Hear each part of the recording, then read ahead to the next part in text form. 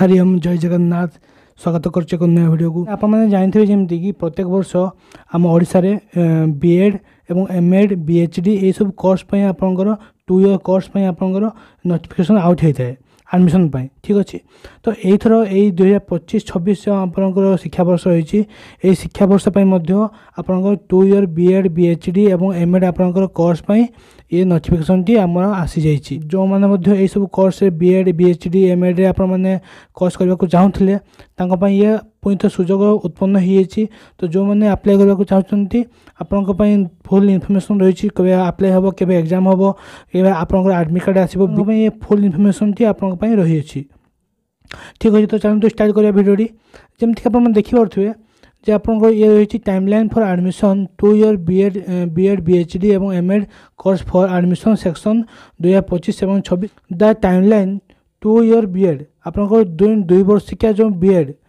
ठीक अच्छे आपन जो दुई वर्षिका बीएड एमएड आपन जो एमएड रही बीएचडी रही ठीक अच्छे बीएचडी बैचलर ऑफ हिंदी एजुकेशन जो रही आपन तो यही सब कोर्स आपन ये नोटिफिकेशन आउट कर देखो ये आपन रही आपन जो कॉमन एप्लिकेशन फॉर्म जहाँकि आप अप्लाई डेट कहते से अप्लाई डेट आपन रही 24 मार्च ठीक अच्छे 24 मार्च आपन अप्लाई डेट रही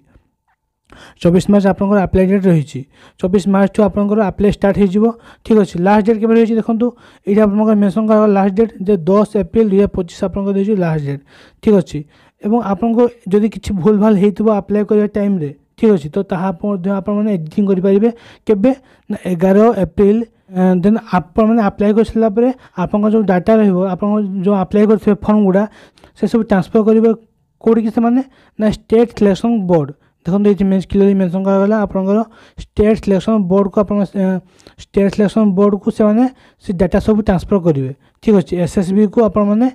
एसएसबी को से ट्रांसफर करेंगे और एसएसबी आपन एग्जाम टी कंडक्ट करेंगे ये आपन क्लियरली मेंशन करागला कि आपन एग्जाम टी के कंडक्ट करिवो ना आपन एसएसबी कंडक्ट करिवो ये मेंशन कराई आपन डाटा सब से पठेबे 18 एप्रिल 2025 से आपन डाटा सब पठेबे कोठी ना आपन एसएसबी को से पठेई देबे ठीक अच्छे। देन देखो कौन रही ना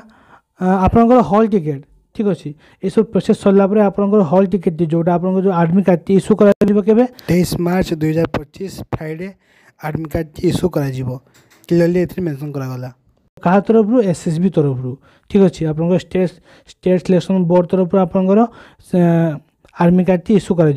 ठीक अच्छे। ये आप मेंशन भी कराई आप वेबसाइट टी मोर डिस्क्रिप्शन में या देदेवी ये जो साइट टी को ठीक अच्छे और ये जो नोटिफिकेशन टी आपरे कौटी मो टेलीग्राम चैनल ठीक अच्छे। देखो ये आप दिगला exam date conduct entrance test 2025 BHD एवं बीएड आपन एग्जाम कंडक्ट केबे करा 1 जून 2025 से आपन एग्जाम टी कंडक्ट करा देन आपन एमएड आपन कंडक्ट करा केबे 4 जून 2025 19 डे एमएड एग्जाम कंडक्ट करा ठीक अच्छे 19 डे आपन एग्जाम टी कंडक्ट करा ये क्लियरली मेंशन कराई ठीक अच्छे। देन आपन holding over entrance mark 80 by SSB Odisha then आपन एग्जाम टी कर एसएसबी एवं आपन मार्क जो रहा से हैंडओवर करदेव केबे ना 10 जनवरी 2025 हैंडओवर करदेव। देन आपन एग्जाम जो एग्जाम देथिबे तार मार्क केते रहा इवैल्यूएशन ये सब प्रोसेस देन आपन डेट आकु से नोटिफिकेशन रे आपन मेंशन कर आपन इनफॉरमेशन दिया जाव से साइट तरफ ठीक अच्छे। तो ये आपन कंप्लीट इनफॉरमेशन देन देखो तो ये आप टोल फ्री नंबर दी जाए किसी कंटाक्ट करने किसी इश्यू आपने ये नंबर कंटाक्ट करेंगे ठीक अच्छे। देन आपने अप्लाई केमती करेंगे तापाई एक वीडियो मुझे नेक्स्ट आने को जाऊँगी आपने क्वालिफिकेशन डिटेल कौन रही टोटाल सब आपमती आप चूज करेंगे प्रेफरेंस टोटाल आपको मुझे वीडियो कहबी ठीक अच्छे। तो ये आप छोटिया इनफॉरमेशन टी जो मैंने आप बीएड बीएचडी और एमएड अप्लाई करने चाहते से जल्दी प्रिपेयर हूँ एवं आपन पढ़ापढ़ी आप लगी जातु कारण ये आपंकर चांस रहा कि 2025-26 आपने कोर्स टी करेंगे ठीक अच्छे। तो निहाती भिडियोटी भल लगी और भल लगी निहाती आपने लाइक करेंगे सब्सक्राइब करेंगे और बहुत सारा भल पाइबे मत मोटिवेट करेंगे कि मुझे एमती भिडियो आगू आणुथी ठीक अच्छे। तो देखा नेक्स्ट एक भिडियो जय जगन्नाथ।